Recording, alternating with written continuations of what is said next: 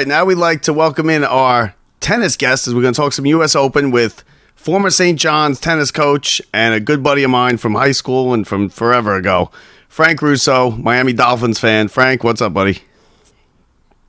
How's it going, Bob? 17 days before we kick off and take the I know. San Diego Chargers. I haven't watched one play of preseason. Have you? I hate it. I can't watch it. Yeah, I have just because I can't not watch football if it's on TV. I enjoy it that much, but you got guys for fighting for jobs or whatever it is, and I'll turn it on for a half or a quarter. Okay. Yeah, I haven't watched any of it. I might, if I'm around, if it's on, check out a little bit of the Jets Giants to see what Rodgers is doing. But I mean, I'm lucky. I almost just called him Favre again. I call him Favre all the time. Yeah. Well, let's hope he doesn't play like he's a guy. Let's hope he's not stealing like Favre either. That's right. But anyway, we got you here to talk U.S. Open. The U.S. Open starts Monday. We told you last year when we had Frank on, it's great. Get out to the U.S. Open. It's great. Now, Alcaraz and Djokovic, they seem to be on a collision course. You might as well skip the rest of the tournament. It looked like a passing of the torch at Wimbledon when Djokovic got beat by Alcaraz. Then last week in Cincinnati, Djokovic in a 3-set thriller. It was a great match, a great final, in which Cincinnati is a big tournament. Djokovic was able to beat him. What do you see going on there? Do you see them on a collision course, and do you think Djokovic can beat him, or has Alcaraz kind of surpassed him at this point? Well, he wins the second and third 7-6, and he wins the third in the tiebreak in Cincinnati in a very, very well-played match. I'm not ready to pass the torch yet. People are just starting, I feel like, to come around to the fact that Djokovic is the best of all time. And I think that goes without question now, to say that Djokovic is the best of all time. Alcaraz, I think it's fair to say that it's down to the two of them. I think there's really only 3 or 4 other guys that could beat them in the tournament. Guys that traditionally play well on hard courts or play well at the Open, guys with big serves and like the surface. But, that's a pretty safe assessment that the two of them could be on a collision course, and let's hope so because it's great TV, it's great tennis. Yeah, the only problem is, and I've said this every year and I'll continue to say until they change it, the final will be played on week 1 of the NFL Sunday and nobody watches it. Yeah. Am I wrong? No, I think you have a point there, but they stagger it because the women are on Saturday and the men are on Sunday. I guess my question to you would be, how do you propose the Open would run it, or start the damn thing? Start it last week. Push everything back. This is America's major. So I mean, if you have to push the Cincinnati, which I get it's a big tournament, and the other tournament's back a week. You got to do that. I mean, we all get wrapped up in this tournament. Everybody, I get wrapped up in it. People who don't watch tennis really on a regular get wrapped up in it. They will watch the primetime matches. And then all of a sudden you get to the final and you get like Federer, Djokovic back in the day or a great match. And it's at 4:00 on Sunday, week 1 of the NFL playoffs. What the hell are you doing? Yeah, I agree with you. And I'll tell you something else. I mean, for a layman or someone who doesn't go to or hasn't been to the Open, and I think I mentioned this last year to you, I suggest anyone that wants to go to one of the first 4 days. Get a day pass, get yourself a day pass. You can't go into Ash, but no big deal. You sit front row and you can watch two guys or 2 gals, whoever you want to watch. You could sit front row. It's first come, first serve. Mm-hmm. You could watch 2 players, top 30, top 40 in the world, and sit in one of the front rows if you get a day pass, if you're the first person on the court. So, but I agree with you. The scheduling is brutal. The fact that they have the men's final the day of the start of the NFL season, and quite frankly, the weekend before is the start of college football. So the whole thing, women's CBS. What are you doing? Yeah, I agree with you, Bob. And how has nobody said anything? I mean, it has to be brought up every year. Someone's got to be like, hey, listen, these ratings tank at 4:00 on Sunday of week 1 of the NFL. You don't stand a chance. You could play like like you said, they would either have to move it up or move it back, right? Probably moving the schedule up somehow. Now, I don't know if that means looking to get rid of a tournament. I mean, they're not going to get rid of Cincinnati or anything like that, but nixing a tournament or starting it earlier, there's got to be some sort of way around that to sort of. I mean, there's no justifying really putting it on at 4:00 in the afternoon the first football Sunday. No, what are you doing? Like who's watching that? In half the time, I forget it's on, and I watch the entire tournament. I'm wrapped up in this. I love it. I love the tennis. I watched the Cincinnati, last week and everything. But anyway, so now as far as the American men go, well, who's to watch with the American men? Is it Tiafoe? Is it Isner's retiring? We'll get to that in a minute. But who's to watch with the American men? Who's going to disappoint us this year? Wow, who hasn't disappointed us, right? With the Americans. I mean, yeah, Tiafoe is the guy. He's the guy. I mean, you could argue Taylor Fritz. Fritz got as high as top 5 in the world just recently. He hasn't been playing quite as well as he had been. But as far as Americans go, I think Fritz maybe slight advantage over Tiafoe in the odds, maybe. But it's the two of them, and then I would consider Tommy Paul as well, who has been playing well. I think those three American men are probably due to do the best in the tournament. Now, the last American, it's the 20-year anniversary of Roddick, who's the last American men. It's just absurd that a sport that we've dominated long before, a long time, decades and decades we dominated. Now we've gone 20 years without a major champion. The last one to really have a solid chance and be within, fingertip distance of it was Isner at Wimbledon. He has announced that he's going to retire this year after the Open. Did Isner live up to his potential? Oh, that's a good question. Look, I'm not looking to sit here and bash the American tennis players. Isner's a guy. He's always had a huge serve, first, second serve. He could kick it at 140. He can put it wherever he wants. I mean, I don't know. You could argue either way, right? You could argue that he peaked and he was consistently top 20, top 25 in the world for the majority of his career because his serve was such a weapon. On the flip side, you could argue, well, he didn't really have any weapons other than the serve, and he wasn't able to develop, huge ground strokes or beat guys off the ground that way, or win matches on clay where you might have to sit and rally for 20, 30, 40 balls at a time. Isner's always been a grass and hard court guy because of his serve. So I guess you could take either stance on it. Me personally, maybe a little disappointed in Isner's career as a whole. But he has been probably the most consistent male that we've had on the tour in the last 10 years. Yeah, and his legacy going to be a fifth set tiebreaker at Wimbledon? Yes, it is, right? I don't. Yeah, I think so. Because he was never gonna crack the top 3 when it was Wawrinka and it was Federer and Nadal and all them. He was never gonna get in there, and he had his shot. And he played that brilliant 5-set match was it Federer? Did he play a 5-set final against Federer? I don't. Or am I thinking of Roddick? No. I'm thinking of Roddick that lost the 5-set Federer, right? Yes. Okay, yeah. That's right.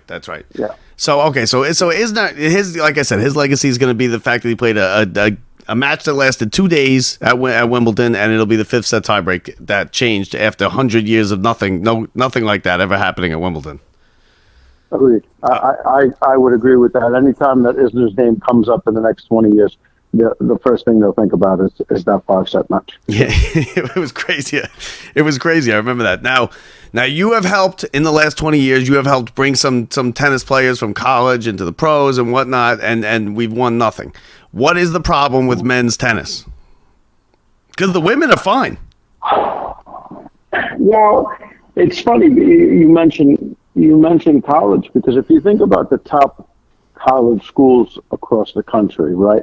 Traditionally, in the last 10 years, let's say again, Florida, Texas, USC, Stanford, Georgia, warm climate places where you can play tennis all year long. I think the number one biggest problem is training and facilities and money, really, funding. Because at the end of the day, if the kid is going to go down to Florida and be homeschooled or train down at IMG or one of these academies down in Florida, the parents have to have money, right? Or they need to be getting money from somewhere. And on the flip side, there's only a handful of states, right, to where throughout the year you could play 11, 12 months out of the year. The kids up here in the Northeast, that's not the case, right? There's 5 months out of the year where you can't hit a tennis ball outside because it's too cold or the weather's no good. So I think part of it is the climate, really. And I think part of it is definitely funding. Tennis is, gee golly, off the top of my head, maybe the 6th, 7th most popular sport in the States. I don't know. So whereas these other countries, they're throwing a lot of money at it. They're throwing a lot of training at it. But right? you look at Spain. Spain never had any kind of real tennis program. They had, and then right after, right as the Roddick after he won his thing, Nadal burst onto the scene and he started playing, and then obviously he won a million majors, and now you got Alcaraz, and you got a couple Spaniards that play tennis, and it's not really, they never had a real tennis powerhouse, and now they are. Right. Well, right. And Nadal has his academy, and Mortaglu has his academy out there, and now they're cooking, right? And now they're cooking. But the thing is that they value their. Well, first of all, this kid Alcaraz he's all worldly. I mean, you watch him play; he plays a physical game. I hate to do this because it's a little early, but he's a right-handed Nadal. Yeah, Alcaraz is a right-handed Nadal. Now I was at. Go ahead. He plays that same style game. Back on the baseline, grinding guys down. And on the clay, he's nails, just like Nadal, because they grew up on it, right? So, I mean, when's the last time an American won French? Jeez. It had to be Agassi, right? It had to be Agassi or Sampras. Well, Sampras, here's the thing. Sampras on Wimbledon was nails, right? Yeah. And at the Open, he won every year. Yeah, he was brilliant at the Open. On the clay, he was, jeez. I mean, he was average. Yeah, but Agassi won a couple. Agassi won a couple French, I believe, right? He was good on the clay. Different games, right? Different games. Mm-hmm. Pete had a big serve, and Andre's thing. Even though, I mean, obviously as a professional, it is what it is. But Andre, to me, he would have rather taken the ball, served it underhand, and said, "Hey, let's go. Let's grind each other down to the ground." Yeah, he was more like Jimmy Connors. Well, Alcaraz plays like that. Nadal plays like that. To a much lesser extent, a guy that's playing now, maybe a guy like Diego Schwartzman. Okay. You're not talking about guys that are 6'5", 6'6", 6'8", like Isner, right? You're talking about guys that are 6 foot and below, maybe even. Or maybe Nadal is 6'1". I don't really know, but you're not talking about guys with 140 mile an hour serves where they're going to hit 25 aces in a match. They're going to have to grind and work and return well and play well off the ground. So I think I don't know. TFO and Fritz are really our guys right now, but quite frankly, they're probably more closer to like the 10th best players in the world versus top 3. Well, that was it. My question to you was, what's wrong with American tennis? Is the answer nothing? Because we have more top 50 players than any other country. We have 8 players in the top 50, And maybe we just haven't come across that special talent that hasn't come across yet. Is maybe the answer? Nothing wrong with American tennis. We're doing fine. We got 8 in the top 10, top 50. I don't think there's another country in the world that there's not. We have the most. We have the most in the top 50. So you can answer that. Nothing's wrong with American tennis. We just don't have the best in the world right now. The best player in the world. Right, and your issue, and if we're being honest, we really haven't had a guy that's been top 5 consistently since Sampras and Agassi. Really? Yeah, because Roddick dropped off. Yeah, I mean, Roddick won the Open, and but Roddick traditionally was like 10, 12, 15 in the world. He was never consistently top 5 in the world. And at the time, he was dealing with guys like Federer, Sampras, Nadal, even Andy Murray when he was playing. So, if you think about the top guys, you really can only name 4 or 5 guys who have been prevalent the last 10 years, right? Roger Federer, Djokovic, Nadal. You could put Wawrinka, you could put Stan in there, but he was kind of a flash in the pan. Yeah, and Stan, right, and now he's older, obviously, and I mean, I would put Andy Murray in there prior to him getting injured. Yeah, but he never beat those guys. He was there. Well, he won the Wimbledon. He won the Wimbledon. You're right, but still, Roddick won one. A guy like Roddick or Andy Murray is gonna usually break through one time, win their one major or 2 majors. But you got majors are won by like 3 guys for like a decade. That's how it's been. That's just how the game is. Agreed. And you know what, my good friend, who's British, Greg, he would love to get in on this, I'm sure, but. I'll tell you right now, and I hate to say it, it pains me to say it, I would argue that Murray had a better career than Roddick. I could see that. He was there. He was relevant and top 5 for longer than Roddick was. Roddick won that one, and then he kind of dropped. He dropped off, and he was a different player. Roddick was like an Isner type. He'd want to serve you. We just want to hit it past you. Correct. And if you go to the Open, I mean, chances are that the guy with the big serve is going to win it. So the guys right below Djokovic and Alcaraz that I believe will be there toward the end or have a shot to compete are Daniil Medvedev, who at the Open and on the hard stuff is brutal with that frying pan, with those frying pan ground strokes that he hits. Okay, he's a tough out. Yannick Sinner, the Italian kid, who I believe he's in his early 20s, maybe 22, 23. I'm not positive how old Sinner is, but he's very good, very talented. I would be shocked not to see him in the quarters or the semis at least. And then the other guy is Zverev. Zverev made, I believe, the semifinal and the final 2 years in a row in 20 and 21, maybe. Now here's a guy who, between the years, sometimes you sort of question what's going on. Maybe sometimes when you watch him play, but he's got a big game. He likes the hard stuff, and he seems to play well at the Open. So those are really the only 5 guys that I could see, because then you turn into guys like Tsitsipas and Holger Rune and Tommy Paul, guys that are sort of like Djokovic and Alcaraz, but like 1.0. Yeah. And I just don't think that they have the games that translate to winning a major. I believe it's a 5-horse race, and in reality, we get lucky to get one of those other 3 guys in it at the end. I believe, and I hope, and I think the majority of tennis fans hope, that it will end up Alcaraz and Djokovic. And I will tell you, that's the final I would watch instead of the NFL. Well, I was just going to say, I can't wait to watch it scroll across the bottom of the screen of the 4:00 kickoff. So now, real quick, the women have been wide open since Serena left. Let's be real. You had that. Well, who won? What was the girl's name? She came out of nowhere to win Wimbledon. I mean, to win the Australian, right? What was it, Wimbledon? Were you talking about Iga? Yeah. No. Iga Swiatek. No. Who was the girl that won? I guess it was Wimbledon, right? She came out of nowhere.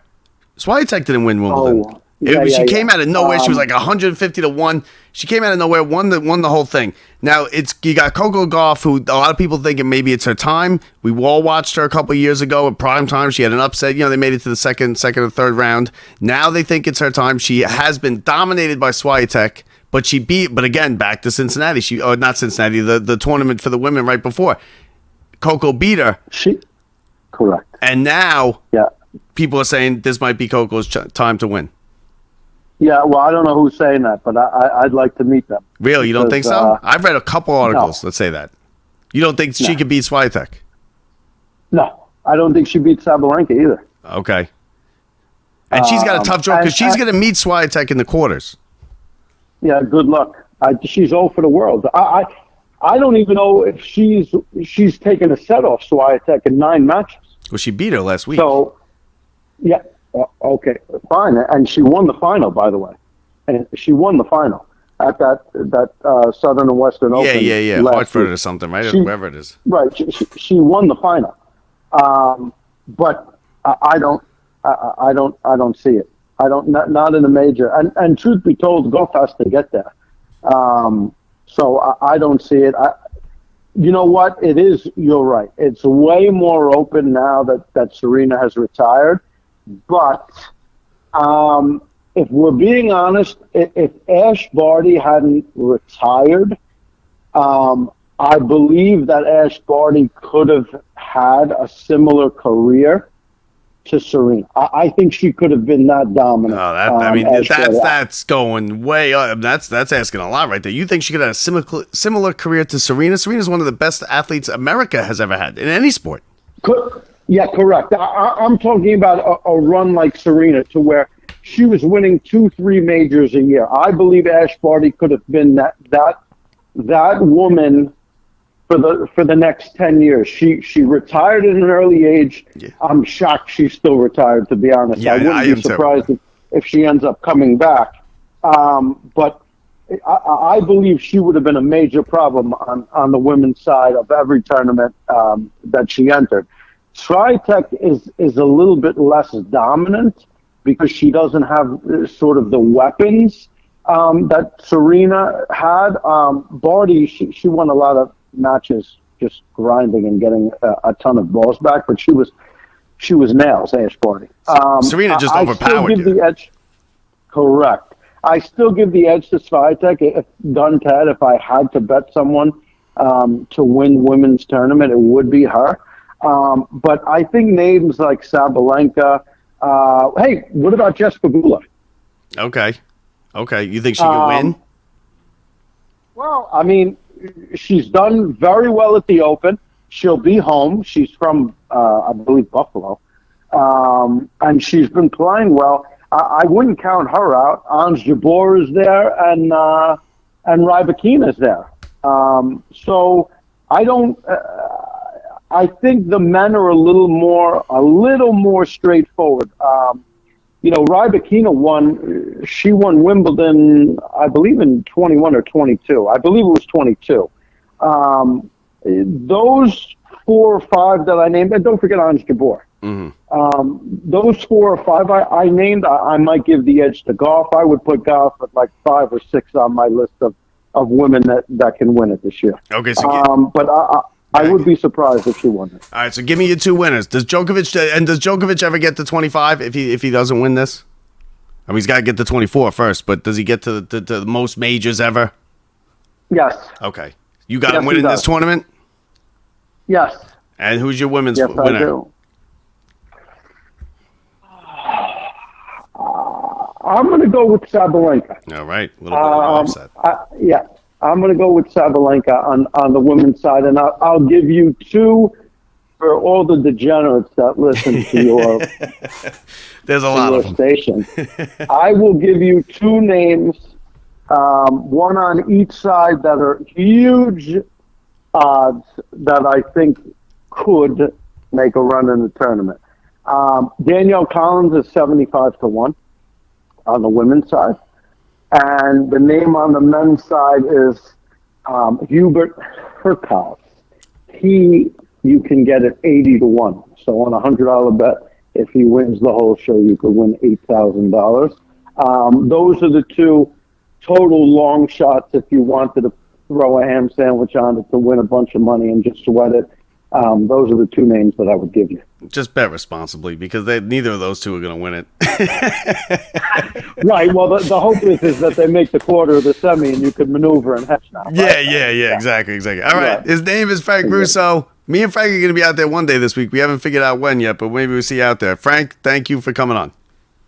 You got it, Bob. Take it easy, guys. Thank you.